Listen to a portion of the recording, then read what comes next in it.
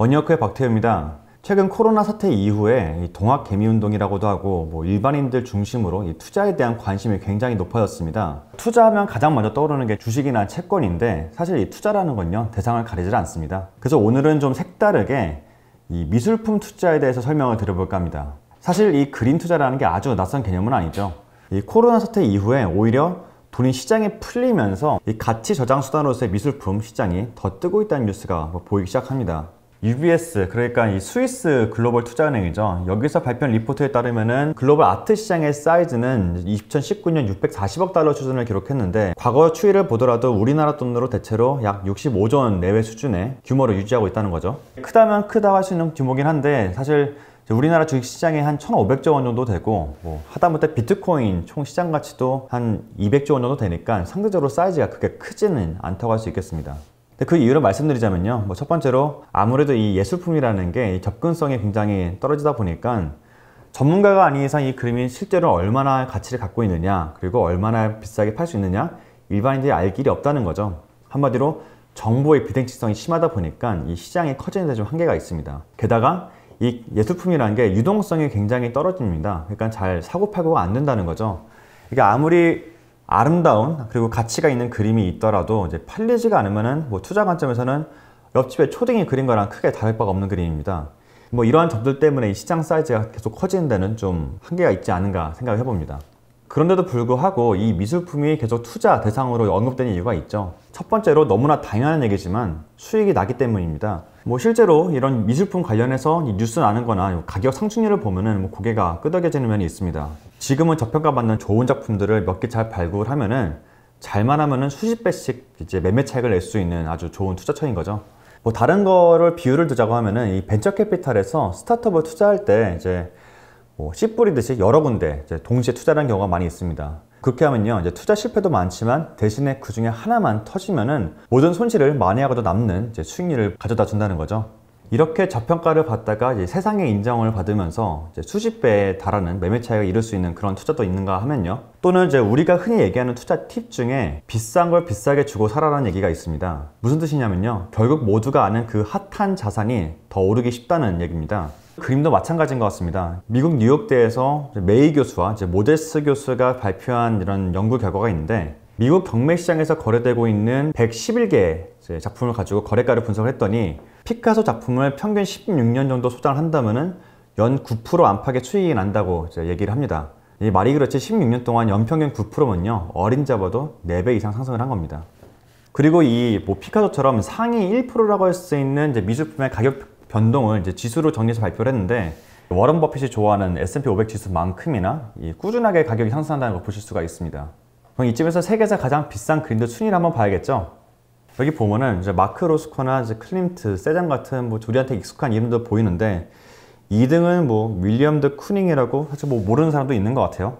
10등은 로이 리히슈텐타인의 작품입니다. 이 그림 같은 경우는 1억 6,500만 불로 원화로는 약 2천억 원 좀 안 되게 팔렸네요. 사실 저 같은 까막눈이 보기에는 좀 이해가 안 되는데 사실 그렇잖아요. 이런 무슨 만화 쪼가리가 이렇게 비싸겠어요. 5위에 보면은 좀 유명한 잭슨 폴락도 보이고요. 3위에는 폴 세잔의 카드 치는 사람들이 있습니다.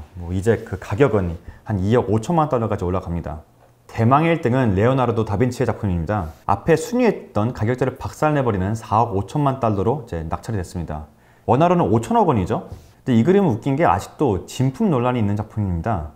이 미술품 같은 경우는 진품을 인증할 때 중요한 요소 중에 하나가 이 소유권의 히스토리인데 이 작품 같은 경우는 한 200년간 소재가 불분명했던 기록이 있어서 실제로 한 1958년에는 경매에서 60달러에 거래된 적이 있습니다. 비교적 최근인 2011년에서야 이 작품이 진품 재인증을 받게 됩니다. 제가 봐선 영 찜찜한데 이걸 또 5천억 원이라는 말도 안 되는 가격을 주고 사는 사람이 있어요. 바로 이 사람입니다. 딱 봐도 사우디 왕족 같죠? 무려 사우디 문화부 장관이시네요. 최근 들어 이 한국 작품도 꽤 주목을 많이 받고 있는데 우리나라의 대표 주자가 이 김환기 화백입니다. 2019년 11년 경매에서 이 우주라는 작품이 132억 원의 낙찰가를 기록하게 됩니다.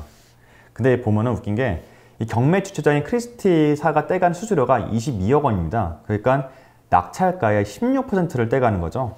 거의 날강도가. 아까 봤던 다빈치 그림도 수수료만 500억 원이었다고 얘기를 합니다. 그런데 이런 그림 가격이 어떻게 정해지느냐, 이거 솔직히 진짜 알 수 없는 부분이죠. 말 그대로 이 주관적인 판단의 끝판왕 같은 건데, 그러다 보니까 이 그림을 누가 갖고 있었느냐, 아니면은 과거에 얼마에 팔렸느냐, 이런 부분이 굉장히 가격에 영향을 줍니다. 사실 그렇잖아요. 뭐 잘 모르긴 몰라도 뭐 안목이 엄청 훌륭한 유명한 사람이 인정한 거다. 뭐 예를 들면은 피카소가 이 그림을 인정했다 하면은 그 그림 가격이 천정부지로 치솟는 거죠. 아마 이 전문가라는 사람들도요, 이런 미술시장의 히스토리와 개인적인 네트워크 또는 뭐 유사한 작가의 다른 그림, 이런 거에 대한 지식이 많기 때문에 어느 정도 그림에 대한 가격을 추정해 볼 수 있는 거 아닐까 얘기를 합니다. 다른 말로 얘기하면은 이 미술 투자라는 것도요, 이 시장 가격 형성이라는 게 굉장히 중요한 요소라는 겁니다. 일단 유명해져야 가격도 형성이 되고요, 또 언제든 팔릴 거란 확신이 있어야지 거래가 되고 그런다는 거죠. 그래서 뭐 그림이 희소성이 중요하다 어쩌다 얘기를 하는데, 오히려 작품이 많아야 거래가 잘 돼서 시장이 형성되는데 더 용이하다는 의견도 꽤 있습니다. 그리고 그림에 투자는 또 다른 중요한 이유입니다. 바로 세금입니다. 미술품에는요, 관세가 부과되지 않습니다. 그뿐만 아니라 이제 부동산과는 달리 취득세나 등록세, 재산세, 그리고 보유세가 없습니다.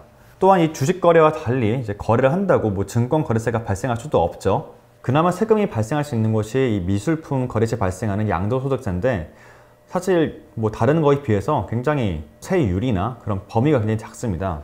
이 미술품의 양도소득세는요, 외국 작가 또는 사망한 국내 작가의 작품 중에 이 평가액이 작품당 6천만 원 이상인 경우에만 부과가 됩니다. 다시 말해서 점당 가액이 6천만 원이 안 되거나 뭐 생존한 국내 작가의 작품인 경우에는 전혀 양도소득세 대상이 아니라는 겁니다. 근데 뭐 그마저도요, 이 경비 인정 비율, 그러니까 일종의 뭐 그림을 갖다 보관하는 비용이나 이런 부분들이 있잖아요. 근데 그 경비 인정 비율이 차익의 80~90% 정도로 아주 높습니다. 실질적으로는 사실 이 세금 부담이 굉장히 적은 투자처라고 말씀드릴 수 있겠습니다. 그래서 돈을 버는 것보다 사실 절세가 더 중요한 부자들한테는 또 이만한 투자 자산이 없는 거죠. 이렇다 보니까 국내에서도 이 미술 시장이 꾸준히 성장을 하는데, 사실 이렇게 말해봐야 뭐 부자들의 전유물이 아니냐라고 하실 수 있습니다. 아까 말한 대로 뭐 비싼 걸 비싸고 살았다고 해서 한 점에 수천만 원 또는 수억 하는 그림을 살 수 있는 노릇도 아니잖아요. 뭐 현실은 당장 100만 원 투자인데도 손이 떨리는 게 현실입니다.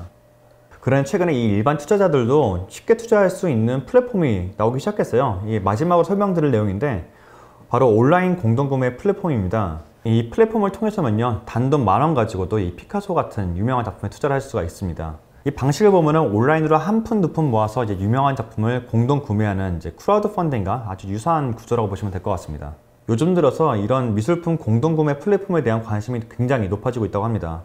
뭐 아트앤가이드나 프로라트 이제 아트투게더 같은 곳이 이런 서비스를 제공하고 있고요. 최근에는 이 핑크라는 투자 플랫폼에서 아트투게더랑 같이 협력해서 새로운 작품을 이제 올리기도 했죠. 보통 이렇게 작품에 투자한 사람들은요, 이 모바일 앱뿐만이 아니라 이 플랫폼에서 마련한 오프라인 전시 공간을 통해서도 뭐 자유롭게 작품을 감상할 수가 있고요. 차후에는 이제 작품을 매각해서 발생할 수 있는 이익을 수익으로 나눠받을 수도 있습니다. 그런데 이 미술 투자라는 게 사실 상당히 조심을 하셔야 됩니다. 이 높은 수익을 창출하는 미술품도 있기는 한데, 문제는 이 미술품 거래 시장의 유동성이 굉장히 낮습니다. 보통 이 유명한 작품들이 평균적으로 30~40년에 한 번 정도 거래가 된다고 합니다. 그래서 뭐 단기 차익을 노리고 이 작품에 투자하는 건 굉장히 위험한 발상이라 할 수 있겠죠.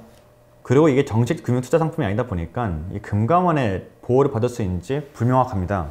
뭐 예를 들어서 이 미술품을 판매하고 관리하는 회사가 망해버리면은 뭐 법적으로 권리가 있다고는 하지만 사실 이 자산을 어떻게 처리할지 도무지 알 수가 없다는 거예요. 뭐 실제로 그런 경우가 발생을 하면은 아무것도 모르는 사람들 수백 명이 모여서 뭐 다수결로 잘 알지도 못하는 시장에다가 그림을 판다는 게 결코 쉬운 게 아니잖아요.